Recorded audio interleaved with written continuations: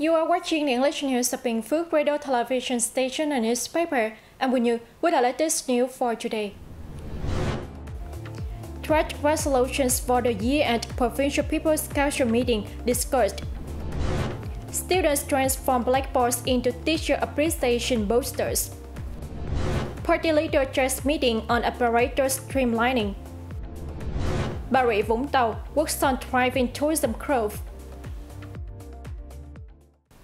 On November 19th, Bình Phước Provincial People's Committee Chairwoman Trần Tuệ Hiền and Vice Chairwoman Trần Tuyết Minh chaired a meeting to review and provide input on draft resolutions and proposals to be presented at the upcoming year-end session of the Provincial People's Council. Representatives from relevant departments presented the draft plans on public investment capital in 2025 and adjustments to the 2021 to 2025 medium-term investment plan. A draft resolution on the construction of schools in Đăng district and Truyền, Thanh, along with a draft regulation on compensation rates for residential and construction structures affected by state land acquisition in Bình Phước were also tabled for consideration. Chairwoman Hiền emphasized that 2024 marks a pivotal role in implementing breakthroughs for the term and enforcing new legal provisions, resulting in a significant workload. She urged departments and localities to urgently study opinions at the meeting and finalize the draft to ensure timely submission to the Provincial People's Council for evaluation before approval.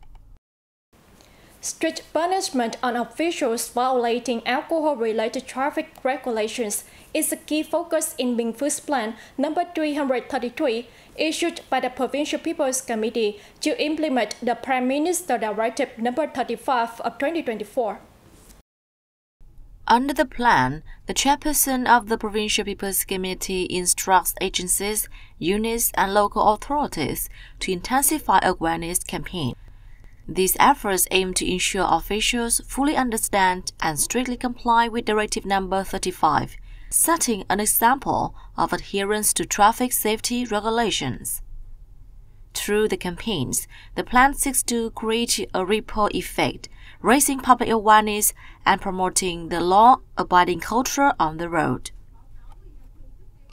Leaders of agencies and units managing officials are required to uphold their responsibilities and tighten discipline and accountability of their staff. They must impose strict punishment on officials who violate traffic rules related to alcohol and refuse to cooperate with law enforcement agencies. Such measures aim to rectify behavior, deter future infractions, and establish ethical standards for public officials when participating in traffic. The plan emphasizes a comprehensive approach to improving compliance, showcasing exemplary behavior, and fostering an increasingly positive image of public officials in Bình Phước in adhering to the law in general and traffic laws in particular. In celebration of Vietnamese Teachers' Day, students at Hùng Vương High School in Đồng Xoài City, Bình Phước Province showed their gratitude to teachers in a creative way, turning classroom blackboards into private appreciation posters. These intricate posters, taking 3 to 4 hours to complete, feature heartfelt messages and images designed to honor their teachers. This unique expression, termed blackboard newspapers by the students, reflects their gratitude and creativity. For our first blackboard newspaper, we portrayed our teachers as the firemen, navigating the ferry of knowledge to bring students to success. Inspired by our homeroom teacher, who is a chemistry teacher, we integrated elements of chemistry as the radiance of knowledge. These artistic efforts not only warm teachers' hearts, but also instill in students a deeper appreciation of gratitude, fostering personal growth and character development.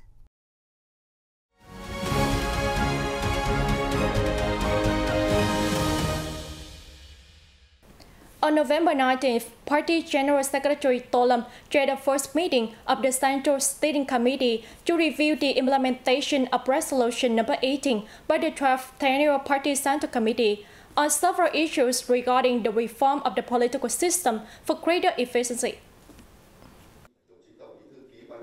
Up to now, the implementation of Resolution number 18 has achieved initial results. However, the innovation and reorganization of the apparatus still see limitations that need to be further improved.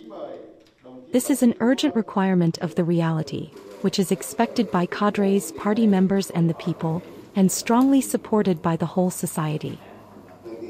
Concluding the session, General Secretary Tolam stressed that the resolution is a revolution in the organization of the apparatus of the political system, which needs to be implemented with the highest determination of the entire political system. As the work of streamlining the apparatus is very difficult and sensitive, it requires solidarity, high determination, courage and even the sacrifice of personal interests for the common interests from every party member, cadre, civil servant and public employee, the leader said. Party committees and organizations, agencies at all levels, particularly their heads, must be exemplary, proactive and urgent in the process of streamlining the apparatus, he emphasized. Prime Minister Fanpage delivered a speech at the G20 summit in Rio de Janeiro, Brazil on November 18th local time, proposing 3 strategic guarantees for global poverty eradication. See more in the following report. Prime Minister Fanpage delivered a speech at the G20 summit in Rio de Janeiro on November 18th, local time, proposing 3 strategic guarantees for global poverty eradication. Confirming Vietnam's determination to eradicate all temporary and dilapidated houses nationwide by 2025, 5 years ahead of the set target, Chin shared 3 key lessons from Vietnam's success in poverty reduction. Firstly, he emphasized that ensuring peace, stability, and development cooperation is a prerequisite for eradicating poverty and achieving inclusive growth. Secondly, he underlined the necessity of ensuring a global agri-food system that is efficient, stable, adaptable, and resilient to climate change as a long-term foundation. Thirdly, it is necessary to ensure investment in people, with education, training, and social welfare as key priorities to build a harmonious, inclusive, and sustainable society, he said. This year's G20 summit marks the largest ever gathering, with the participation from 21 G20 members, 19 invited countries, and 15 key international organizations. Discussions centered on eradicating poverty, promoting inclusive development, and enhancing financial support for low-income countries to implement effective poverty reduction and sustainable development projects, among others. The southeastern province of Bà Rịa Vũng Tàu focuses on improving existing tourism services, expanding entertainment options, and developing upscale beachfront resorts to attract international visitors. By 2030, it aims to add 11 hotels rated at least 5 stars and establish cruise ports to welcome international visitors in Vũng Tàu.